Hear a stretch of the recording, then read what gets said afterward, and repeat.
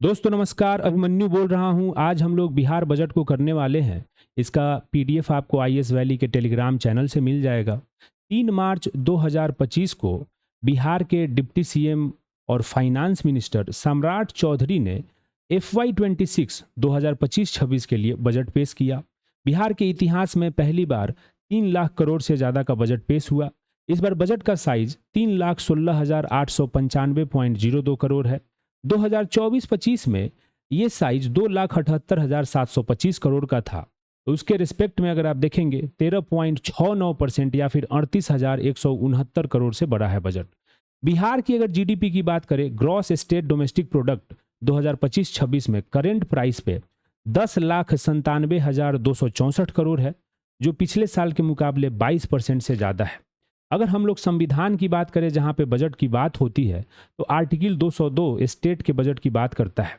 इसमें दिया हुआ है कि गवर्नर जो हैं वो दोनों हाउसेज में, बिहार में 2 हाउसेज हैं, विधानसभा और विधान परिषद, दोनों हाउसेज में बजट को ले डाउन कराएंगे। संविधान में कहीं पे भी बजट शब्द का यूज नहीं किया गया है, उसके जगह एनुअल फाइनेंशियल स्टेटमेंट का यूज किया गया है। उन्हीं के रिप्रेजेंटेटिव होकर वित्त मंत्री बजट पेश करते हैं, गवर्नर के। अगर आप देखेंगे, इसके अलावा ये बोलता है कि कुछ चीज़ों को सेपरेटली शो करना है, जैसे चार्ज एक्सपेंडिचर को बाकी एक्सपेंडिचर से अलग शो कीजिए, और रेवेन्यू एक्सपेंडिचर जो है उसको बाकी एक्सपेंडिचर से अलग शो करेंगे। चार्ज एक्सपेंडिचर वो सारे एक्सपेंडिचर होते हैं जिस पे डिस्कशन तो होता है हाउस में, लेकिन वोटिंग नहीं होती है, उस पर वोटिंग नहीं होती है। और यही आर्टिकल 202 आपको बताता है कि कौन कौन से एक्सपेंडिचर चार्ज हैं। इसको याद करने के लिए बहुत ही अच्छा ट्रिक है कि स्टेट के जो भी 3 आर्म्स होते हैं, उनके हेड के जो भी सैलरीज होते हैं वो चार्ज होते हैं। जैसे स्टेट के 3 आर्म्स होते हैं, एग्जीक्यूटिव, लेजिस्लेचर और जुडिशियरी। एग्जीक्यूटिव का हेड स्टेट में, राज्य में गवर्नर होते हैं। लेजिस्लेचर का अगर आप हेड की बात करें, हमारे यहाँ पे 2 सदन है, विधानसभा और विधान परिषद।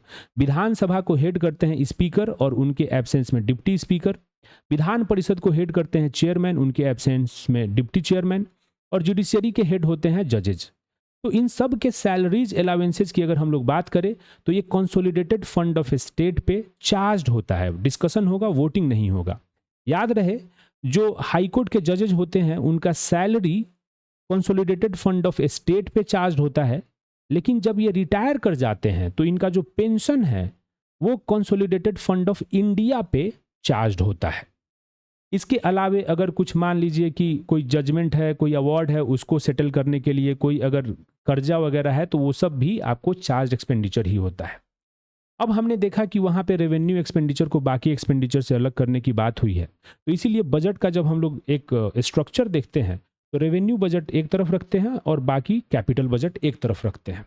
बजट बेसिकली आपका कितना पैसा आ रहा है और कितना जा रहा है, उसी का ब्यौरा होता है।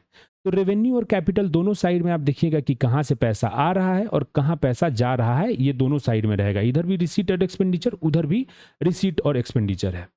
रेवेन्यू रिसीट की बात करें तो ये डे टू डे या फिर आपको रेगुलर इंटरवल पे जो पैसे आते रहते हैं, उसी सब की हम लोग यहाँ पे बात करते हैं। तो रेवेन्यू रिसीट में टैक्स का रेवेन्यू एक होता है। टैक्स आपके कौन कौन से हैं? डायरेक्ट और इनडायरेक्ट होते हैं। कुछ आपके नॉन टैक्स रेवेन्यू भी होते हैं, जैसे आप कुछ सरकार अगर कुछ सामान बेच रही है, उस पर पैसा मिलता है।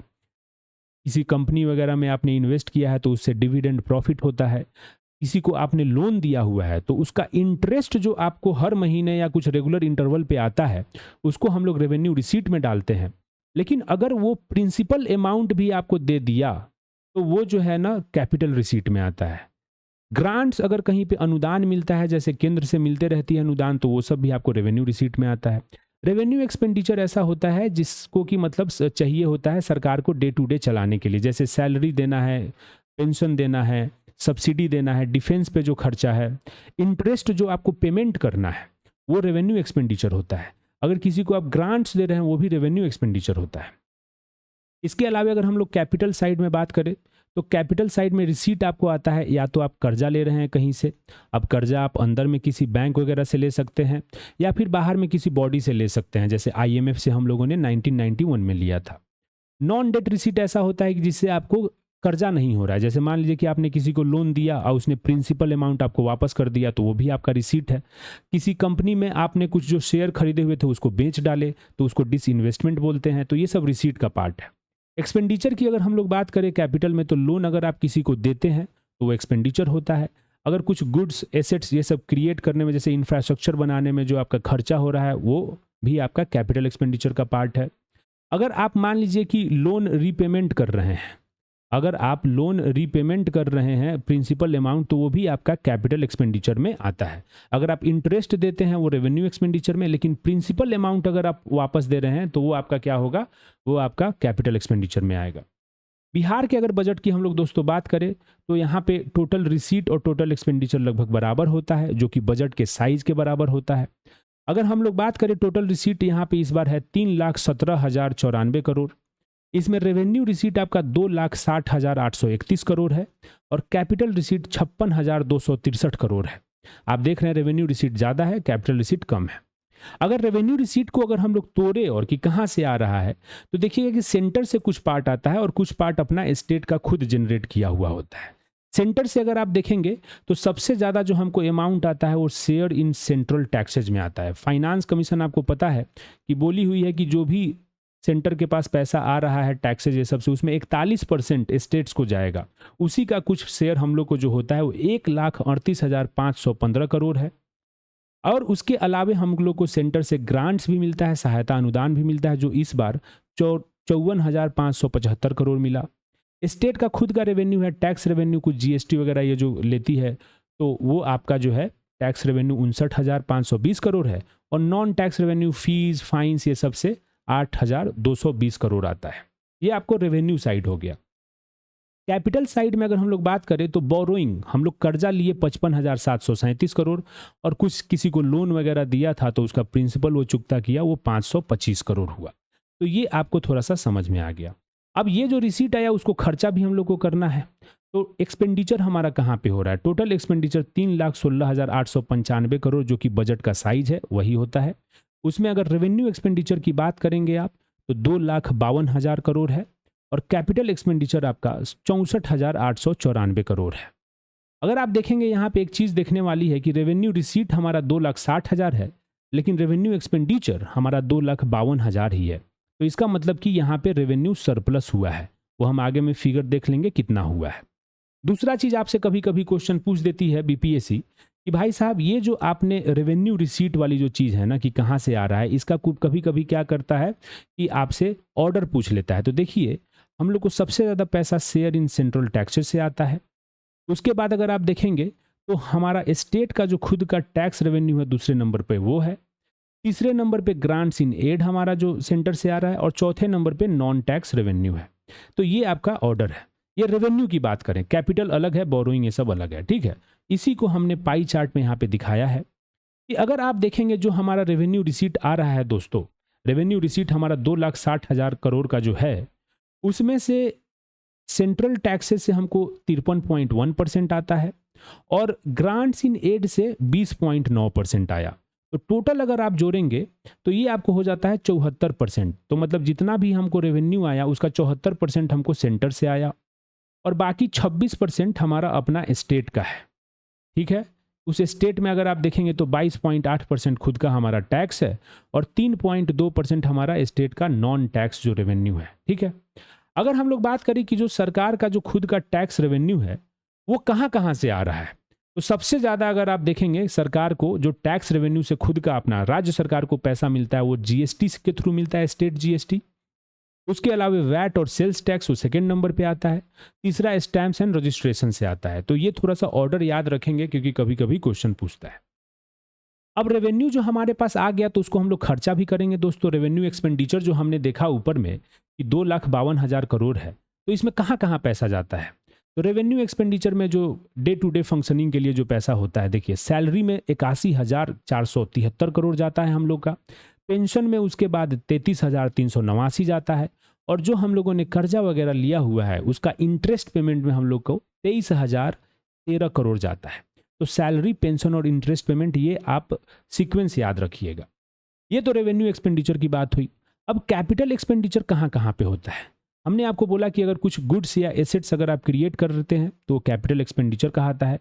वही आपके बजट डॉक्यूमेंट में इसको कैपिटल आउटले के नाम से जानता है कि अगर आप कुछ गुड्स बना रहे हैं, कुछ एसेट्स बना रहे हैं तो जो नाम ये यूज किया है वो कैपिटल आउटले उसको बोल रहा है। इसी के अलावे देखिएगा कि आपको बजट में, बिहार का बजट डॉक्यूमेंट में पब्लिक डेट नाम का चीज यूज किया है, जो कि 22,819 करोड़ है और कैपिटल एक्सपेंडिचर का पार्ट है। वो पब्लिक डेट बेसिकली जो हम लोगों ने कर्जा लिया था उसका प्रिंसिपल अमाउंट जो हमने चुकता किया वो 22,819 करोड़ इस बार हम लोग सोचे हैं कि चुकता करेंगे, तो वही पब्लिक डेट है, मतलब कंफ्यूज नहीं होना है। और उसके अलावा कुछ लोन्स वगैरह जो हम देंगे वो कैपिटल एक्सपेंडिचर का पार्ट होगा। अब इसके अलावे देखिए बजट के साथ में और भी डॉक्यूमेंट्स प्रस्तुत किए जाते हैं जिसमें कुछ डेटा आपको इंपॉर्टेंट हो जाते हैं एग्जाम पॉइंट ऑफ व्यू से। अगर हम लोगों ने देखा कि भाई 2,60,000 करोड़ कुछ आ रहा है रेवेन्यू और 2,52,000 करोड़ ही खर्चा हो रहा है, तो मतलब हमारा 8,831 करोड़ का रेवेन्यू सरप्लस इस बार है। और ये 0.8% ऑफ जीएसडीपी है। जीएसडीपी हम लोग का कितना है? 10,97,264 करोड़। इसका 0.8% इतना होता है। फिस्कल डेफिसिट की अगर हम लोग बात करें दोस्तों, तो ये है आपका 32,718 करोड़, जो कि 2.98% होता है जीएसडीपी का। और आपको पता है कि fiscal responsibility and budget management एक एक्ट आया था और 15 फाइनेंस कमीशन ने बोला कि भाई फिस्कल डेफिसिट ये सबको 3% के अंदर में रखिए, और ये हम लोग का 2.98% इस बार जो एस्टीमेट है, बजट एस्टीमेट जो 2025-26 के लिए है वो बढ़िया है। वही अगर हम लोग रिवाइज एस्टीमेट की बात करें 2024-25 का, जो पिछला साल का रिवाइज्ड एस्टीमेट आया दोस्तों, और रिवाइज एस्टीमेट में हमारा जो फिस्कल डेफिसिट है वो 9.2% है, क्योंकि खर्चा काफ़ी हुआ। ठीक, तो ये बात आप याद रखेंगे। अब यहाँ पे देखिए एक है आउटस्टैंडिंग पब्लिक डेट और एक ये है टोटल डेट। ये सब थोड़ा सा इंपॉर्टेंट है क्लैरिफाई करना। आउटस्टैंडिंग पब्लिक डेट जो भी कर्जा सरकार का अब तक का है बोरोइंग के थ्रू, लोन के थ्रू, वो 3,53,819 करोड़ है, जो कि 32.25% बनता है जीएसडीपी का। टोटल डेट में हम लोग क्या करते हैं कि जो आपका आउटस्टैंडिंग पब्लिक डेट है वो तो लिए ही, प्लस जो प्रोविडेंट फंड ये सब में जो आपका जो पब्लिक अकाउंट जो हम लोग बोलते हैं बेसिकली, कि जैसे मान लीजिए कि आप प्रोविडेंट फंड में रुपया जमा कर रहे हैं कि भाई जब आप रिटायर होंगे तो आपको एक बार में देगी सरकार, तो वो सरकार बैंक की तरह काम करती है। एक्चुअली वो सरकार पे कर्जा ही है जो आप जमा कर रहे हैं। तो 3,53,000 तो ये हो गया। उसके अलावे जो पब्लिक अकाउंट में पैसा है, जो स्मॉल सेविंग्स प्रोविडेंट फंड ये सब में जो पैसा है, वो अगर हम लोग जोड़ दें तो 4,06,476 करोड़ सरकार का टोटल डेट बनता है, जो कि 37.04% है जीएसडीपी का। 7 निश्चय बहुत ही फ्लैगशिप प्रोग्राम है सरकार का। तो अगर आप देखेंगे इस बार बजट में 5,972 करोड़ 7 निश्चय 2 के लिए दिया गया। 7 निश्चय 2 2020 से चल रहा है। अगर आप देखेंगे युवा शक्ति, बिहार की प्रगति, यूथ के लिए है, वीमेन के लिए है, एग्रीकल्चर के लिए है, विलेज के लिए है, सिटी के लिए है, कनेक्टिविटी है और हेल्थ के लिए है। ये आपको याद रहना चाहिए। युवा शक्ति, बिहार की प्रगति, सशक्त महिला, सक्षम महिला, ये सब आप देख लीजिएगा। अगर ये भी कभी कभी पूछता है दोस्तों कि सबसे ज़्यादा किस डिपार्टमेंट को मिला, तो सबसे ज़्यादा इस बार जो है शिक्षा विभाग को मिला है 60,964 करोड़। उसके बाद में स्वास्थ्य विभाग को मिला 20,335 करोड़। उसके बाद में ग्रामीण कार्य, रूरल वर्क्स एंड पथ निर्माण, रोड कंस्ट्रक्शन डिपार्टमेंट को मिला 17,908 करोड़। उसके बाद में गृह विभाग को मिला 17,831, ग्रामीण विकास को मिला, रूरल डेवलपमेंट को ये आपको 16,000। तो इस तरीके से थोड़ा सा आप हायरार्की याद कर लीजिएगा, पूछ लेता है। इसके अलावे बजट में बहुत सारे सेक्टोरल अनाउंसमेंट्स भी हुए, अलग अलग कम्युनिटी के लिए, अलग अलग सेक्शंस के लिए। जैसे वीमेन के लिए अगर हम लोग बात करें, वीमेन एम्पावरमेंट पे बहुत फोकस रहा है सरकार का। तो हर पंचायत में मैरिज हॉल या फिर कन्या विवाह मंडप बनाने की बात हुई कि भाई शादी वगैरह होगा। Women vending zones major cities में रहेगा, जहाँ पे वीमेन ही जो है मतलब महिला हाट की तरह ये होगा। मोबाइल जिम रहेगा, जैसे कि गाड़ी वगैरह में जिम रहेगा, आप वीमेन अगर चाहें तो वहाँ पे जिम कर सकती हैं। पिंक टॉयलेट्स हर सिटीज़ में होगा, women specific.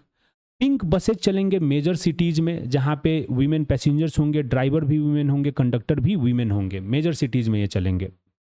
Women vehicle operation training centre, ये सब भी आपको मेजर सिटीज़ में खुलेगा, जहाँ पे वीमेन ट्रेनर ही व्हीकल को कैसे ऑपरेट करना है वो ट्रेनिंग देंगे औरतों को। रोड ट्रांसपोर्ट कॉरपोरेशन के जो भी पोस्ट हैं, कंडक्टर वगैरह ये सब में, उसमें 33% रिजर्वेशन महिलाओं को मिला है।